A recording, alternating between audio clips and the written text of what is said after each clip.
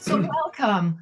We are so excited today. Welcome to this first summit, Healthy Gardens, Healthy Human Beings. We have a very special guest today, Charles Dowding from the UK. Welcome, Charles. Thank you, Ursula, and Berhard. Yeah, thank It's you. a pleasure to be with you. Yeah, thank you so much for making some time. And Yeah. we are so excited to hear about your message. And so we'll just jump right in. We noticed you have like a 10-year anniversary of your no-dig method. So congratulations. And maybe you can just briefly introduce yourself and your no-dig approach. Yeah, it's actually the 10 years is my arrival at my current garden, Homemakers, and I was no-dig gardening long before that. I started in 1982, actually, getting really interested. So it's 40 years, in fact. And I did start in those days. I didn't know about cardboard, and so I started actually with a rotavator to chop up the grass. Took on an old pasture, and then I dug 1.5 acres. Oh, of course, it's metric. 6,000 square meters of ground into raised beds, but without any wooden sides, and that was my starting point. And then I didn't do any more cultivations or digging or anything after that. And I didn't know much about it. I was just feeling my way, but it just felt the right way to do it. And that's all I can say, really. And it wasn't like I had a great conviction about it. I just thought this must be possible. Why does soil need to be cultivated? And then I found references of gardeners who had done it before, more at garden scale than on farm larger areas. And someone called Ruth Stout in the USA. I wouldn't be surprised if there aren't people in Germany and Europe, actually. It's just not well documented. And if you look closely in the old organic literature in the UK, you can find references to, they called it not digging. Okay. But yeah, people have always been curious. What I've managed to do is make it more accessible, I feel, to people. And for any of your listeners who are thinking of starting out, I'd say this is just a brilliant way to begin, because you actually don't need to cultivate the soil at all. If you've got weeds, you can use cardboard actually as a one-off. It's not every year, just to smother, light deprive the weeds that they die in darkness. So everything stays there, and that means you haven't disturbed the soil life at all. I feel that's the really important thing about no-dig. You're leaving all the organisms in the soil to work alongside you, and actually most of them work very favorably for us. And if we do any soil cultivation, we're damaging them. Things like the mycorrhizal fungal network of mycelium we don't see, but it's always there, and it's helping our roots to find moisture and nutrients. So in my case, I started in the 1980s. I had 3 hectares of raised beds by 1986, and I was selling vegetables. I was also organic, and I've been market gardening all my life. I've scaled down in area. Currently here at Homemakers, I'm cropping 1,300 square meters. But from that, I'm selling around £25,000 worth of produce every year. So it's very high output. And we also grow a lot of vegetables for events we run here. And that's something I'd really love to share more with your listeners, is about how you don't need a huge area to grow a lot of food. And I think people often, particularly if they're ploughing or cultivating mechanically, they take in too much land, because that's very easy at that point. And then you're battling with weeds and not cropping it for you. So my approach is basically to sum it up in a few words, is leave it alone, leave soil alone, smother any weeds with initially cardboard and compost, but after that, no more cardboard needed. The weeds don't grow very much, hand weed from then on. And we put on 3 centimeters of compost every year, that's all, once a year. And we'd often do 2 plantings from that one application of compost, and using no feeds or fertilizers. And it's just, life is really easy because you can concentrate on growing the vegetables. That sounds amazing. And no other remedies like biodynamic preparations and so on. I'm glad you asked that. Yeah, well, actually, I'm not a biodynamic farmer or gardener, but I do. There's one I use and value, which is the horn manure, preparation 500. And I don't make it here because I haven't got cows, but in England anyway, you can buy it from the Biodynamic Association. I can buy enough for half a hectare for just £6 or something like that. It's very cheap to buy because you only need so little. So we do that stirring of the water, both in November and in March. And that's all I do for biodynamic. That one makes sense to me more than almost anything else they do. I like the rest of it, but that's the one that I really value. And interestingly, I also follow some of the practices that come from your part of the world with Sepp Holzer. Yeah. And going before him, Schauberger, Victor Schauberger. Yeah. Yeah. Mhm. Yeah. You know Well known to us. Yes. Okay, oh, right. So he was in the Austrian Alps, and he developed copper tools, for example. I've got copper tools here, which are still made in by his grandson actually in Austria. And also Schauberger in 1910, I was reading his biography, and it says how he visited this farm, which was famous for having better produce and more of it than any other farm. And he found the farmer stirring water, making vortices, just like Steiner later published in Bach. But this man was singing, you know, this was before dynamic preparations. So the force of sound, and I'm not doing that myself, but it's just so interesting. I'm really intrigued. There are many more ways of farming and gardening to discover using energies that we currently can't measure. And that's something that really interests me. There's another brilliant one where you put 5 sticks around your property on the morning of the longest day. Yeah. You put in the 5 sticks and then you touch the one that you put in first. That creates an energy field inside that 5-sided shape. It's not like a perfect pentagram, it's just 5 sides. And that warms the ground for the year ahead. Wow. Like takes 20 minutes, costs nothing. Wow, sticks Is like it- wooden sticks? Just sticks, yeah, it could be. I actually use bamboo just because they're easier to get in the ground, but it could be hazel sticks. Or... Is this an old Celtic tradition? Yeah, well, actually, I don't know where it came from, but it was used by farmers in southwest England to get early daffodils, flowers for the London market, and they did it every year just to keep us a little bit warmer, get the earlier flowers that made them more. Just, So wow, that's yeah, it's great. You see that sort of thing. Whoa.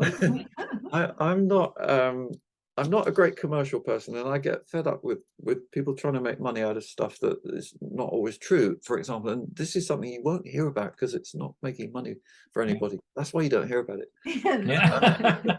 That's why I've struggled to get my no dig message out there. I think because I've always found magazine editors, for example, they're not that interested, and I think it's because it doesn't lead to many sales of anything else.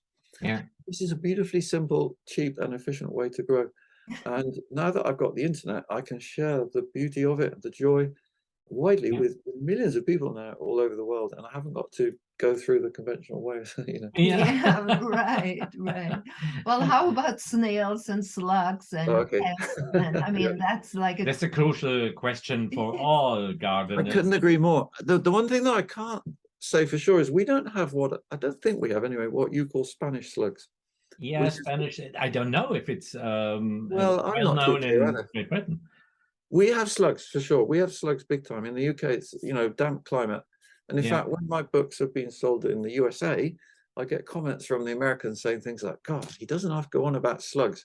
You know, because for me, that's such a key thing if you don't get it right. And when I first started my no dig, I was mulching the surface with hay, old hay, because that's what I got from someone in Connecticut, US, and then everything was eaten by slugs. So I realized, no, that's not the way to do it.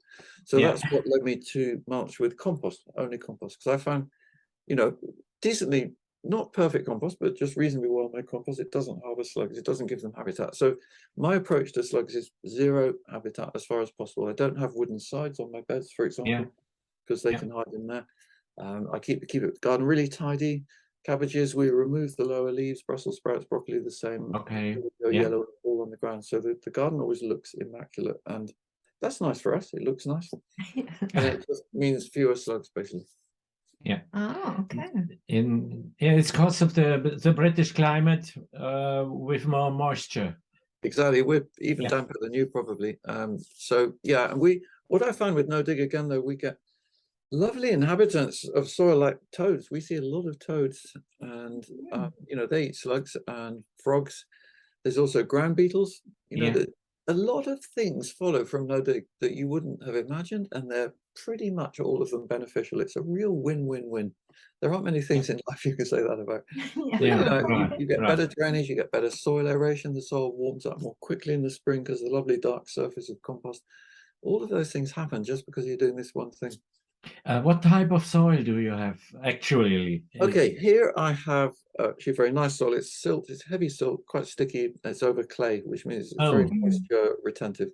And actually clay soil is one of the best soils I feel for growing vegetables because it holds moisture, it holds nutrients. Yeah. And with no Yeah. dig, you're not fighting the clay. It's just below you, and you're putting your plants and seeds into the compost, which is on top. So not very thick there, but means you've got a soft surface just for your work, if you like. But underneath it can be any soil. I've done no dig on stony soil, Cotswold brash, we call it.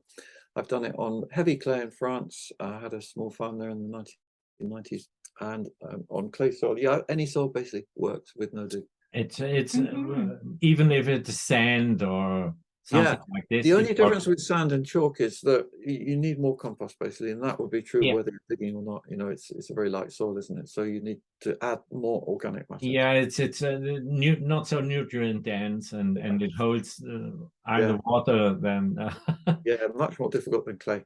Yeah. Well, what's your secret about your compost? How do you go about making your compost? It's no secret at all, actually. I mean, it's in as much as I think it's been made too difficult. It's made to sound too difficult, and I've noticed this with a lot of gardening, actually with a lot of life generally. You know, before you know it, there's a lot of people who call themselves experts, who are sort of running things for everybody else and giving them rules, and actually often make it sound really difficult when it need not be. In compost, very simply put, I do 3/4 green ingredients, I call them, and 1/4 brown, and the brown can be usually woody, any older woody material. This time of year it could be tree leaves. We found it really good to, if you've got a lawnmower, to cut the trees with the leaves with a lawnmower, and that means they compost more quickly. But anyway, so brown material we're putting in small pieces as far as possible, or bits of old wood, anything like that. And also soil is a brown if you haven't got enough woody material. Paper, bits of cardboard, all of that's optional, but whatever you can find. And then the green material obviously is any leaves from the garden. And if I can give you two secrets, if you like, you know, things that are done differently to what is normally recommended. One is I compost everything from the garden, which includes disease material. I'm putting in mildew on leaves. I'm putting in blight material, late blight. So I do, right. It disappears. You know, there's scientific basis of this. The blight spores cannot survive in soil and compost. Why? You know, it's still here in England, we have the official bodies like the Royal Horticultural Society advising gardeners to burn blighted leaves. You know, you can't even do that. You know, it's like burn green leaves. It doesn't make sense. But yeah, so that makes life simpler. You put everything in, and then the other nice thing you can do is if you've got wooden sides, contrary again to what's recommended, enclose them. So what we do is we put cardboard on the inside of the heaps, and that keeps in the warmth and the moisture. We don't want air entering the heaps because it cools them down, dries them out. So we're solid sides. That means you get warmth and moisture right to the edge. You get better composting, basically. Just those two things, you know. And the compost is worked by the worms. The compost. Yeah, well, again, that warmth is not vital. If you don't get warmth in your heap, you can still make lovely compost. It'll take longer, that's all.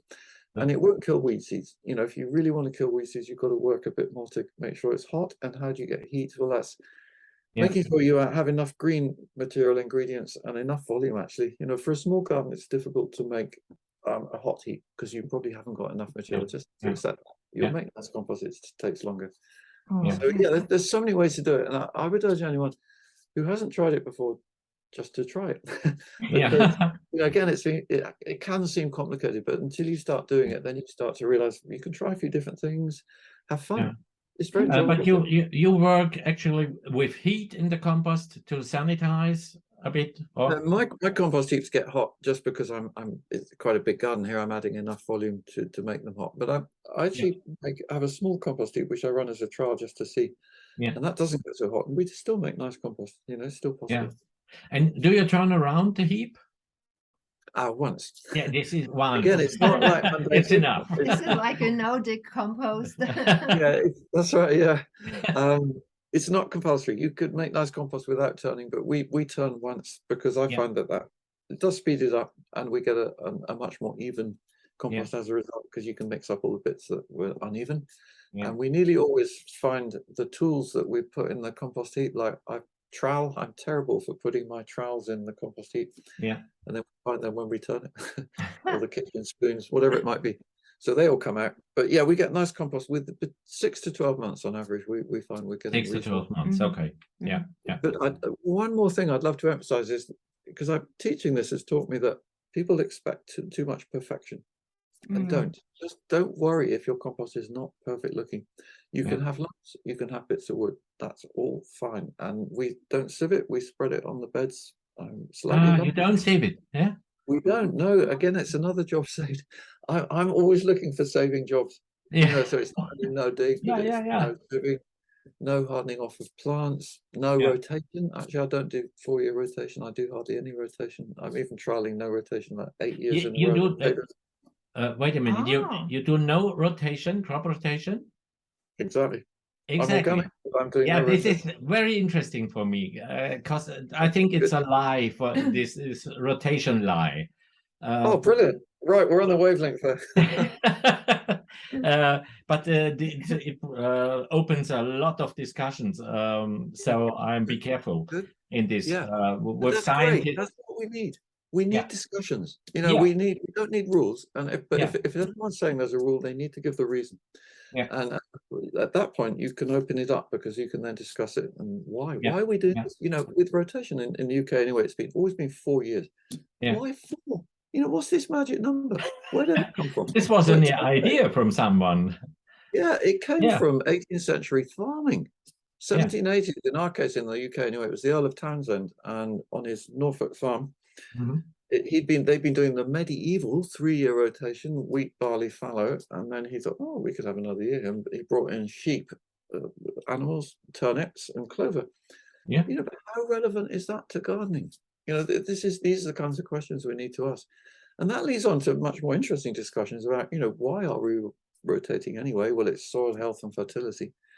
No dig answers so many of those points. Yeah. Much healthier soil, life, fertility is more enduring. Yeah. So, yeah, there you go. So the way of diversity is by compost and by the soil itself. And I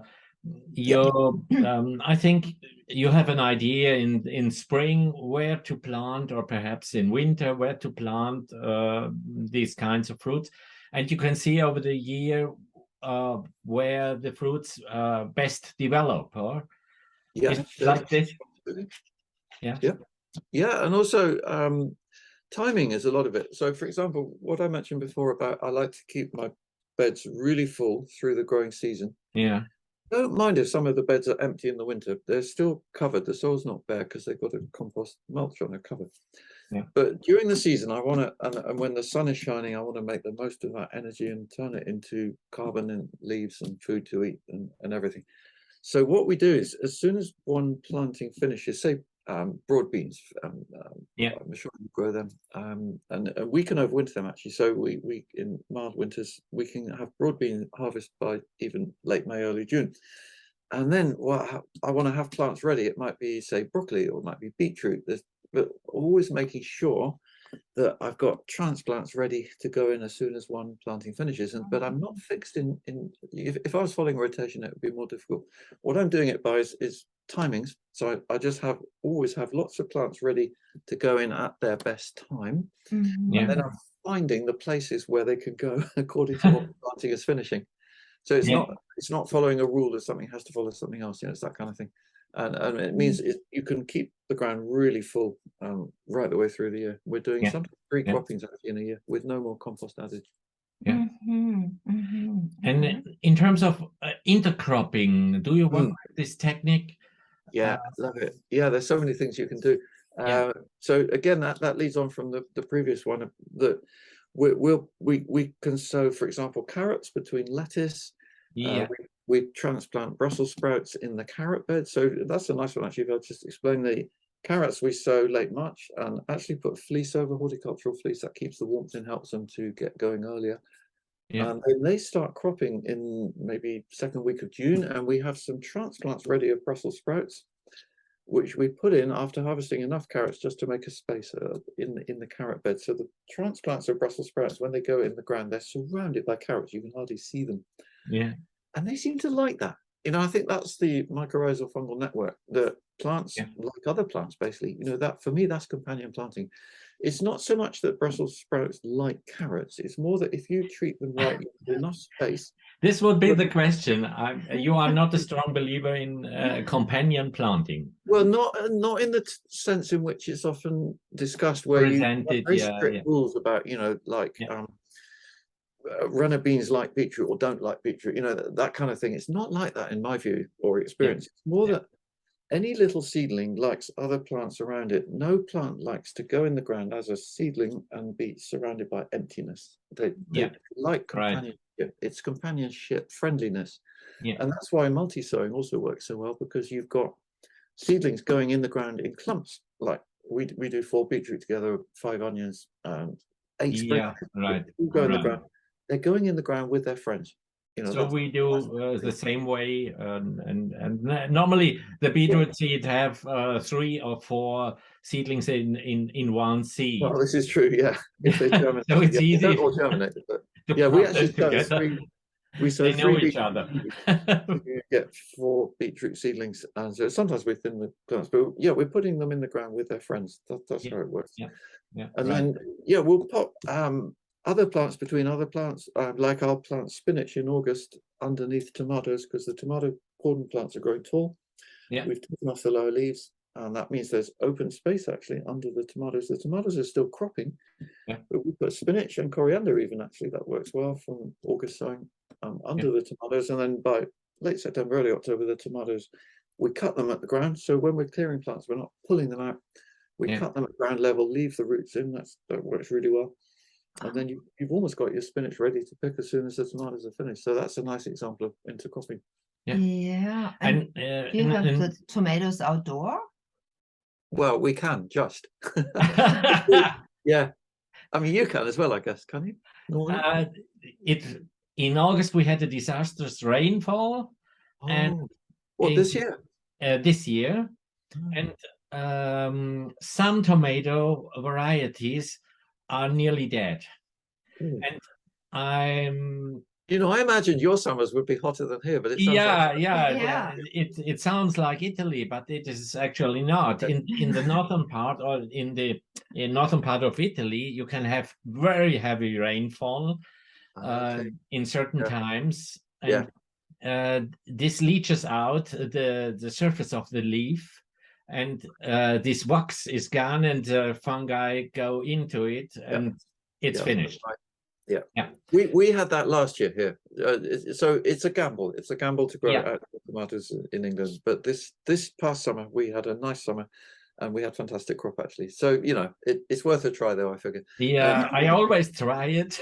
yeah, we all try it, don't we? And I find the best compost to support them in their health. And another question is, do you support the plants with liquid fertilizer? There is always a nettle, you can brew everything. No. The answer is no. No.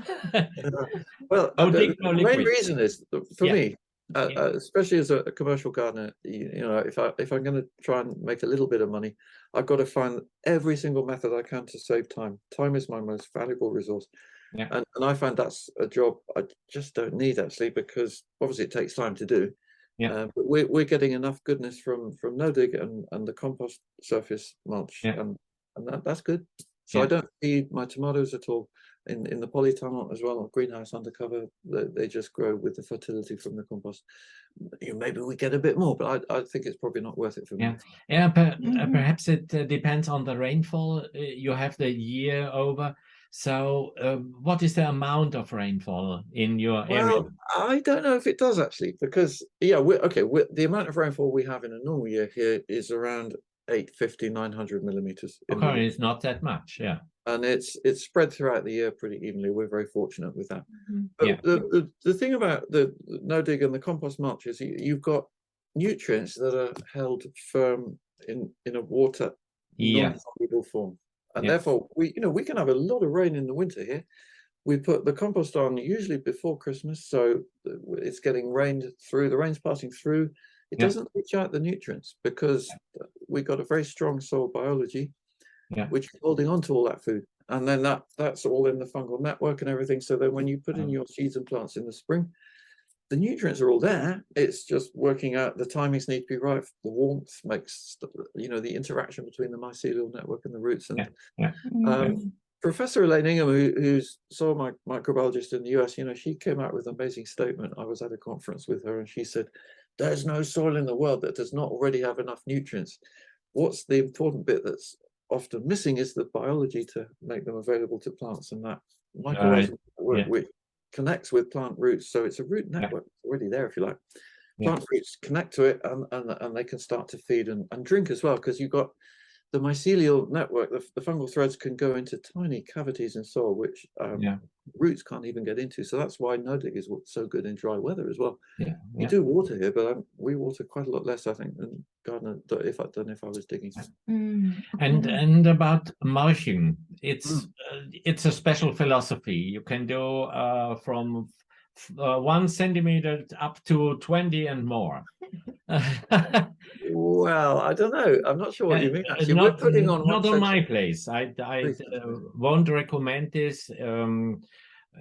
When I worked on more heavy soils, clay and worst, so I had the feeling that the soil is cold under this mulch. And it needs a long time to develop this biology for the warmth of the soil.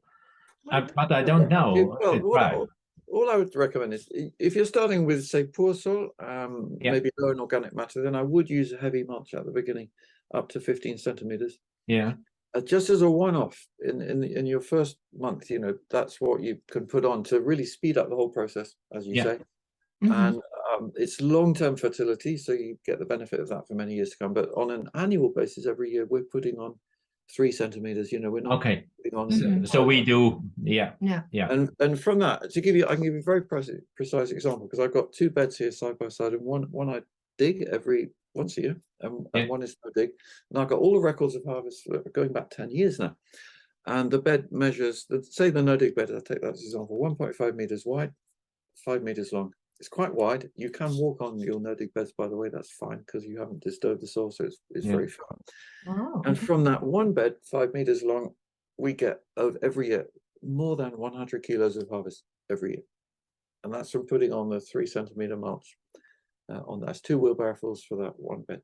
And I use this as an example, because some people say, well, I couldn't do no digs, I can't get enough compost. Well, actually, the amount of compost you need per kilogram of food you produce is very reasonable, because I'm not, like I say, no feeds or fertilizers. That's all you need. And the mulch is in your homemakers is compost.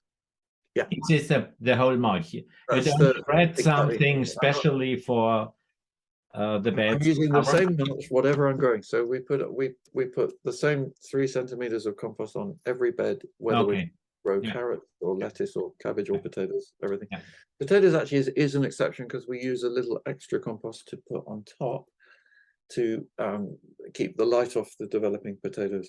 And then at harvest time with no dig, the question I'm often asked is, well, how do you dig your potatoes? You pull them. So if you get your hand around all the stems at the same time, you can pull them up gently, because with no dig, you've got the potatoes grow nearer the surface. The roots go down, which is good. That's what you want. But the actual potatoes are near the top. So that's why we put a bit more compost on top. Oh, okay. Well, Charles, do you do any tests, or have you done any over the years, like testing your soil or any other tests? The diversity of the microbes or something like this. Yeah, that's what I do more. I'm not a great fan of the normal or the chemical tests. I don't like them. I mean, I have had some done actually in my previous garden, and I couldn't see that it was telling me much. It's just a snapshot of what's going on at the time. Yeah, right. It's not, minerals. Not testing the process, and so that's where I feel biological testing is much more worthwhile. And what I have had done is microscope 400 times magnification to see what's in there, and particularly comparing the dig and the no dig beds.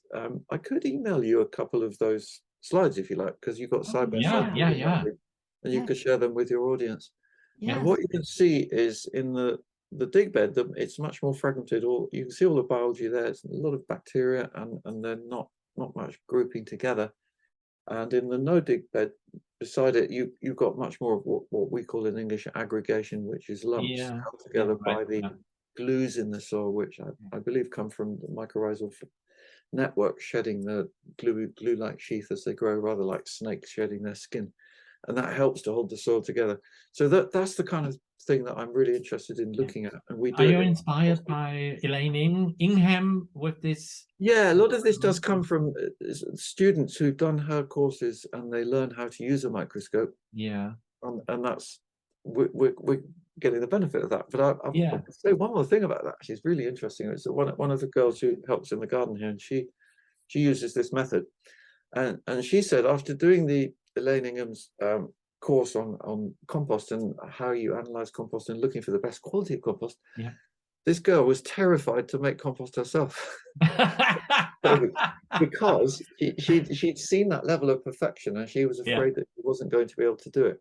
And I only mention this because that this is where too much analysis can be not so good. It's great to have these tools as a secondary. You have a lot of pressure on yourself. Exactly. So always we need the two together, and not over analyzing, but useful where it's appropriate. Right. So Charles, you teach a lot of courses, like you have people come to your home acres farm, and Yes. Tell us about I love doing that as well. It's a very lovely way to communicate with people, get to know them a bit. We do have people from Europe, actually. We haven't sadly had so many since Brexit, and also COVID, obviously. But we do quite a few, get quite a few international visitors. Day courses here, weekends. Weekends are good for visitors coming from further away. The dates we'll be soon putting up on my website for 2023. And I'm also writing a lot of books, and there's in fact the most recent book I've written, which is called No Dig, published by Dorling Kindersley. It's been translated into German and published in February in German. So that's coming out. So I hope that's more accessible to some of you. And I'm also bringing out this year a no dig gardening book for children. Children love no dig. They really get it, because it's it just makes sense. Do you teach courses online as well, or is it mainly people come and see what you I do actually. Thanks for asking. Yeah, we do. I've got 3 online courses actually, one about no dig, one about skills for growing, one about seed to harvest, all growing different vegetables. And we're celebrating this big time in a new awareness day, which is on the 3rd of November. I'm not sure whether this will be before that. I think, do you know? The 3rd of November. Yeah, 3rd November. This is the starting date of our summit, and your interview, this one will air on that very day. No, that's amazing. Yeah. Wow, fantastic. Okay, right, everybody. Time to celebrate. It's no dig day. So we created it. We thought that we want to celebrate this more, and we really kept putting it out there. And actually, there's something I can tell you then, therefore, in this interview, because I know it's. I don't know if you've heard of Raymond Blanc, who French chef who runs a big hotel in England, and it's called Le Manoir. They got a big garden because Raymond's really up for growing the food that they cook in their kitchens. Wow. He's one of the few chefs I know, famous chefs who really likes to make that link between garden and kitchen. Wow. And they are going no dig, and they're announcing it on the 3rd of November, so they'll be announcing it today. Yeah, it's really exciting. It's really getting out there now. No dig, people are taking it seriously at last. I'll give you a nice example of that. I don't know if you've heard of the British newspaper called the Financial Times.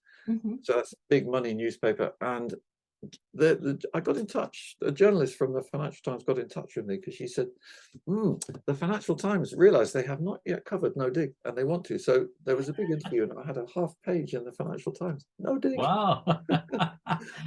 We're really it will cost a lot of money otherwise. Well, maybe there is some money in it, or what? I don't know. That's great. Oh, wow.